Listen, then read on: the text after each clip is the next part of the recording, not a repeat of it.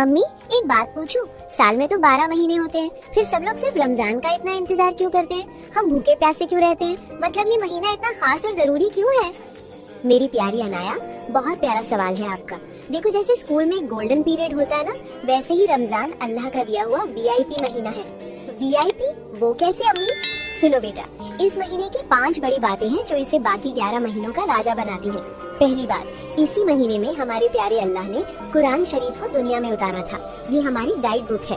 दूसरी बात, जैसे ही रमजान का चांद नजर आता है, अल्लाह जन्नत के सारे दरवाजे खोल देते हैं, जहन्नम के दरवाजे बंद कर देते हैं और शैतान को जंजीरों में कैद कर दिया जाता है। शैतान कैद मतलब वो हमें तंग नहीं करेगा?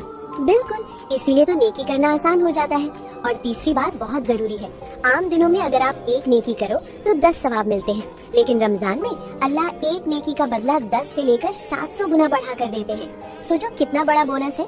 और चौथी बात, इसमें लैलतुल कद्र नाम की एक रात आती है।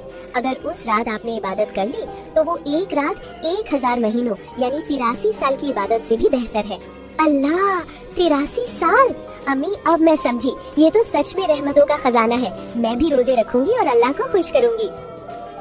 बेशक मेरी जान।